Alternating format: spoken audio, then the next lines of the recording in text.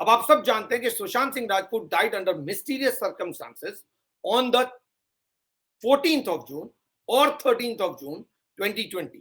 अब ये facts recall करने बहुत जरूरी हैं क्योंकि सुशांत सिंह राजपूत केस का ही इन्वेस्टिगेशन का रिजल्ट है mister Sameer Wankhede. It is very important to see कि क्या उस वक्त कहा गया था समीर वानखेड़े के आने के बाद और क्या अब कहा जा रहा है।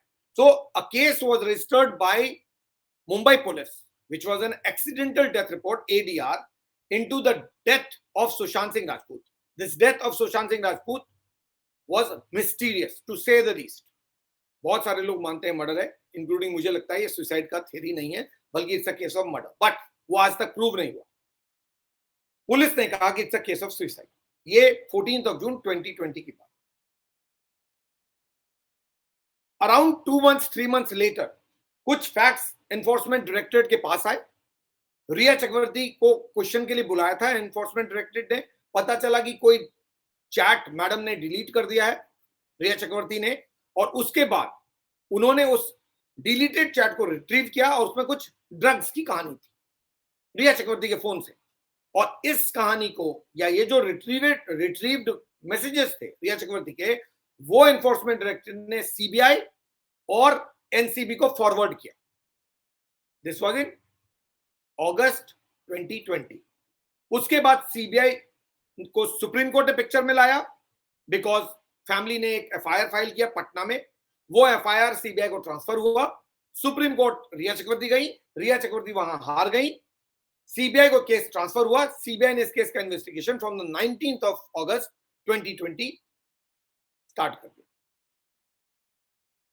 NCB was brought in after ED forwarded the same Rhea Chakraborty message to NCB. So Enforcement Directorate के उस नोटिंग्स के बेसिस पे एनसीबी ने केस रजिस्टर किया। और इन्वेस्टिगेशन के लिए किसको बुलाया? इन्वेस्टिगेशन के लिए एक ऑनेस्ट, डेडिकेटेड और सिस्टमैटिक एक्सपीरियंस्ड ऑफिसर को आईआरएस काडर से निकाला और मुंबई एनसीबी में ट्रांसफर कर दिया। His name is mister Sameer Wankhede.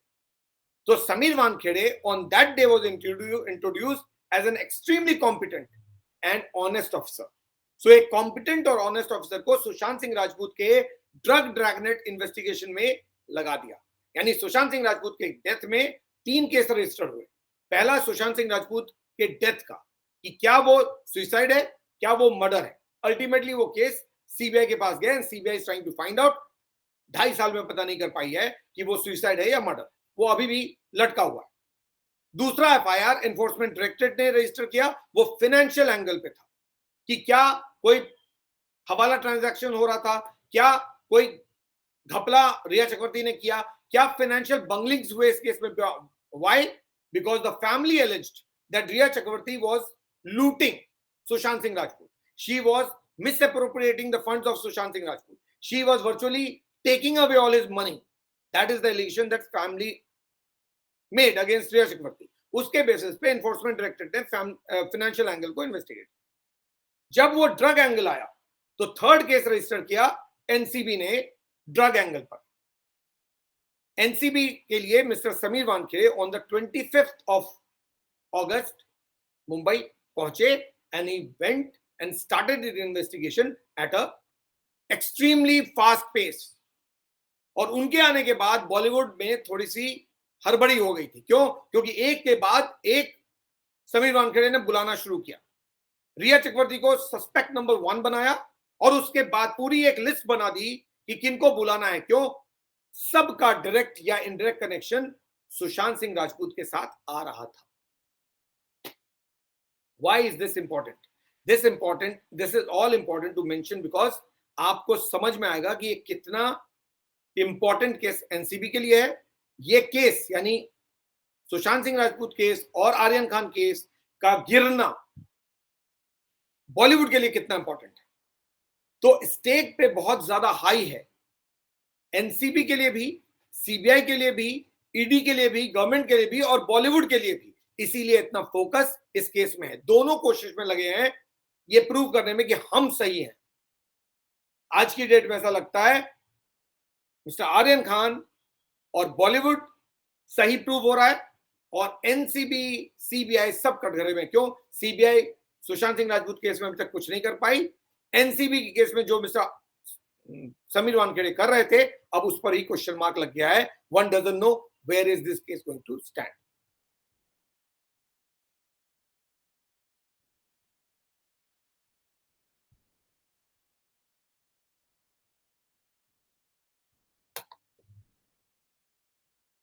After Mr. Samir Wankhede was brought in, the first statement that Mr. Samir Wankhede made before the media, जो पहला स्टेटमेंट मिस्टर समीर वानखेड़े ने मीडिया को दिया वो ये, we are going to go after the big fish. हम लोग बड़ी मछलियों के पीछे हैं। अब ये बड़ी मछलियां कभी पकड़ाई नहीं। Who was the big fish that NCB was trying to target? वो कौन से लोग थे? Who were the people that NCB thought were the big fish? And where are those big fish? Why were they not caught? कहीं कुछ ना कुछ तो था जिसके कारण वो बड़ी मछलियां बच के निकल गई। वो बड़ी मछलियां कौन थी? तो जो एनसीबी ने समीर वानखेड़े को भेजा था वो इस ब्रीफ के साथ कि वो बड़ी मछलियों को पकड़ेंगे, क्योंकि बॉलीवुड और ड्रग्स का बहुत क्लोज कनेक्शन सालों से रहा है। अंडरवर्ल्ड, ड्रग्स, बॉलीवुड कनेक्शन ये कोई नया नहीं है, ये बहुत पुराना कनेक्शन है, लेकिन ये कभी भी सामने नहीं आया। सुशांत सिंह राजपूत केस ने इसको सामने लाके खड़ा कर दिया और एनसीबी ने समीर वानखेड़े को बोला जाइए, आपको फ्री हैंड है, आप इन्वेस्टिगेट कीजिए। अब क्या बदल गया एक साल में, that I don't know. Wankhede started to summon a number of actors. बहुत सारे लोगों को समन किया मिस्टर वानखेड़े ने, एक के बाद एक, बॉलीवुड के बड़े बड़े लोग, स्टार्टिंग विद दीपिका पादुकोण, अर्जुन रामपाल, सारा अली खान, श्रद्धा कपूर, अनन्या पांडे, रघुलप्रीत सिंह, करण जौहर, बहुत सारे लोग लाइन लगाकर एनसीबी ऑफिस पहुंच गए। कभी कोई जवाब देने के लिए मिस्टर समीर वानखेड़े के क्वेश्चंस का। समीर वानखेड़े उनसे पूछ रहे थे कि क्या कुछ हुआ सुशांत सिंह राजपूत केस में और ड्रग्स का नेटवर्क कितना स्ट्रांग है। और इन्हीं इन्वेस्टिगेशन इंट्रोगेशन के दौरान Ananya Pandey was summoned after Aryan Khan case, but others were summoned ahead of her. इन्हीं questioning के कारण, during the course of the questioning of these people, names one by one started to crop up. Apart from this, a lot of others were also questioned and arrested also. In all, NCB filed some 2 charge sheets and against some about 50 odd people. First charge sheet against 33 people, Riya Chakravarti being the suspect number 1. And thereafter, second charge sheet against some 17 people. So in all, about 50 plus people against whom these charge sheets were filed. But more importantly, Bollywood को बहुत डर लगने लगा, क्योंकि एक के बाद एक लोगों को बुलाया जा रहा था और उसका कल्मिनेशन हुआ आर्यन खान केस पे। क्यों? क्योंकि आर्यन खान को पकड़ लिया था। Aryan Khan is the son of Shahrukh Khan, the superstar, और वो बहुत बड़ी न्यूज थी, सारी मीडिया उस पर लग गई। क्यों? क्योंकि it was a question of Shah Rukh Khan and his son. That's where the NCB culminated the whole Bollywood drug dragnet case. The culmination इसलिए बोल रहा हूं क्योंकि उसके बाद सब कुछ ठंडा हो गया. So that's why I'm calling it culmination. Anyhow, on October 2nd, 2021, ये एक साल बाद ये इन्वेस्टिगेशन लगातार चल रहा था सुशांत सिंह राजपूत केस में, और उसमें on the 2nd of October 2021 को एनसीबी ने आर्यन खान को अरेस्ट कर लिया। आर्यन खान एक क्रूज पे अपने फ्रेंड्स के साथ, Cordelia cruise from Mumbai to Goa, यहां अपने फ्रेंड्स के साथ जा रहे थे। NCB got a strong tip off that mister Aryan Khan was carrying drugs with him, and they carried out a systematic raid on the cruise and arrested some 8 people.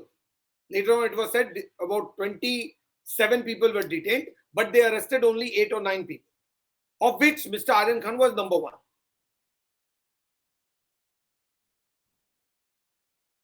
Aryan Khan remained in NCB custody for a few days, about 5-6 days, and thereafter he was sent to jail. 28 दिन तक custody और jail में रहने के बाद mister Aryan Khan को bell मिला on 28th of October and he was released on the 30th of October. 28 दिन तक मिस्टर आर्यन खान ये सारा हीट फील कर रहे हैं। पूरी दुनिया पूरे देश में उस वक्त ऐसा लग रहा था कि Aryan Khan is the villain number 1, और ड्रग ड्रैगनेट इस कदर भर गया है, इस कदर तक हावी है बॉलीवुड में कि एक्टर्स तो एक्टर्स, एक्टर्स के बच्चे भी ड्रग्स कर रहे हैं, ऐसा इंप्रेशन चला गया। आज सारा कुछ बदल गया है। आज तो ऐसा लग रहा है कि बॉलीवुड एकदम साफ है। ये तो पुलिस वाले हैं, ये तो एनसीबी है, ये तो सीबीआई है, ये तो इन्फोर्समेंट डायरेक्टर जिनसे गलती हुई है। इन्फोर्समेंट डायरेक्टर से शायद वो रिया चक्रवर्ती वाले मैसेज को देखने में गलती हुई, समीर वानखेड़े से इस रेड को करने में गलती हुई, और शायद पूरा Bollywood drug dragnet was a farce. It was nothing, there is no existence of drugs in the industry, ऐसा ही लगता है। Now what happened after the arrest of Mr. Aryan Khan? Now listen to this carefully. Mr. Aryan Khan को arrest किया on the 2nd of October, और उसके बाद NCB के जो चीफ हैं, एनसीबी के डायरेक्टर मिस्टर समीर वानखेड़े तो जोनल डायरेक्टर थे मुंबई में ना, जो एनसीबी के हेड है उस वक्त एसएन प्रधान, उन्होंने मीडिया से क्या बोला? He said, it's the result of a painstaking investigation that went on for 2 weeks. We acted on specific intelligence inputs. Involvement of some Bollywood links has come to light. We are acting in an impartial manner. In the process, if some connections to Bollywood or rich people emerge, so be it.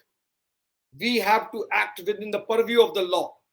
We were gathering inputs and took the action when inputs suggested that drugs like charas and MDM were carried for consumption at the party. ये NCB के director ने, जो boss थे NCB के, समीर वानखेड़े की team नहीं, मुंबई वाली NCB के हेड नहीं, जो एनसीबी हेडक्वार्टर्स में बैठते हैं, जो एनसीबी ओवरऑल हेड है, उनका ये स्टेटमेंट है, मैं हिंदी में बताया था, जिसमें उन्होंने 2 अक्टूबर के इस ऑपरेशन के बाद 3 अक्टूबर को प्रेस कॉन्फ्रेंस किया। उसमें कहा ये जो अरेस्ट हुआ है आर्यन खान का, ये हमारी बहुत मेहनत का नतीजा है।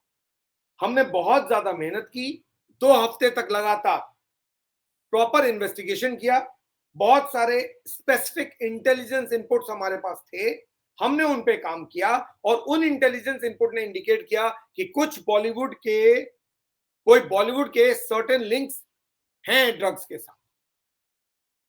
हम लोग इम्पार्शियल मैंने, यानी बगैर किसी के फेवर या अगेंस्ट में जाकर काम कर रहे हैं। अगर इस प्रोसेस में किसी बॉलीवुड के बड़े या छोटे या किसी बॉलीवुड के रिच यानी अमीर लोगों का नाम आता है या कनेक्शन आता है, तो आने दो, हमें फर्क नहीं पड़ता। हम लोग इनपुट्स कलेक्ट कर रहे हैं, और जो भी कानून के तहत जो कुछ भी किया जा सकता है वो हम कर रहे हैं। और जो इनपुट्स हैं, इंटेलिजेंस इनपुट्स, वो सजेस्ट करते हैं कि चरस और एमडीएम, ये दोनों का कंजम्पशन पार्टी में होने वाला था। सो मिस्टर समीर वानखेड़े के एक्शन को जस्टिफाई किया था उस वक्त के एनसीबी हेड मिस्टर एसएन प्रधान ने। But with in 6 months, on May 27, 2022, NCB gave a clean chit to Aryan Khan and blamed its own official. यानी इस स्टेटमेंट के 6 महीने बाद, 2 अक्टूबर के 6 महीने बाद, मई लगभग 6-7 महीने बाद, on May 27, 2022 last year, NCB ने क्लीन चिट दे दिया आर्यन खान को और कहा कि गलती हमारे ऑफिसर से। ये कब हुआ? जब एनसीबी ने एसआईटी की रिपोर्ट, एसआईटी फॉर्म हुई, एसआईटी ने जो रिपोर्ट दिया उसके बेसिस पे उन्होंने कहा हमारे ही ऑफिसर से गलती हो गई। तो उसमें क्या कहा उन्होंने, वो भी सुन लीजिए कि जब ये कंक्लूड किया कि आर्यन खान के खिलाफ जो हमारा पूरा केस था वो गलत है, जिसको उन्होंने फाइनली 19 अक्टूबर 2022 को चार्जेस जितने भी आर्यन खान के खिलाफ थे वो उन्होंने ड्रॉप कर दिए। अब उस वक्त उन्होंने क्या कहा? उन्होंने कहा that there was fault with the operation that Mr. Sameer Wankhede carried out on October 2nd, 2021.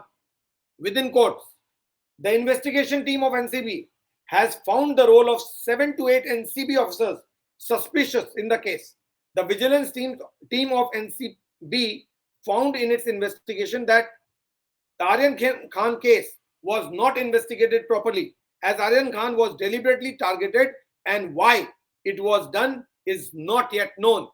यानी 6 महीने बाद, पहले अक्टूबर में जो एनसीबी के बॉस थे उन्होंने मिस्टर समीर वानखेड़े के ऑपरेशन को जस्टिफाई माना और कहा बहुत मेहनत के बाद हम लोगों ने इस ऑपरेशन को किया और फिर गिरफ्तार किया। ऑन May 27 आर्यन खान को क्लीन चिट देने के बाद जब अक्टूबर 19 को एनसीबी के एसआईटी ने रिपोर्ट फाइल की, एक साल बाद 2 अक्टूबर 21 और 19 अक्टूबर 22, एक साल बाद, तो एनसीबी के एसआईटी ने पूरा स्टेटमेंट, जो एनसीबी के डायरेक्टर थे मिस्टर एस एन प्रधान, उनके स्टेटमेंट को पलट दिया और उन्होंने कहा कि जो इन्वेस्टिगेशन एनसीबी ने किया है उससे पता चला है कि एनसीबी के 7 से 8 ऑफिसर्स गलत काम कर रहे थे, वो सस्पिशियस थे, उनका जो काम करने का तरीका था वो शायद अंडर सस्पिशन है। जो विजिलेंस टीम है एनसीबी की, उसने पाया कि आर्यन खान केस की इन्वेस्टिगेशन सही तरीके से नहीं हुई थी। तो अगर ये सही तरीके से नहीं हुई थी तो फिर मिस्टर एस एन प्रधान क्या कह रहे थे कि हमने इतनी मेहनत की 2 हफ्ते, उसके बाद ये केस को किया है, उसके बाद ये अरेस्ट किया है, तो फिर ये क्या कह रही है एसआईटी एक साल बाद? आर्यन खान को डेलिबरेटली टारगेट किया गया। अब ऐसा क्यों किया गया ये हमें नहीं पता। ये टोटल इन क्रक्स इसका मेन फोकल पॉइंट्स है इस केस के, starting with Sushant Singh Rajput and ending with the closure of the case against mister Aryan Khan on 19th of October 2020।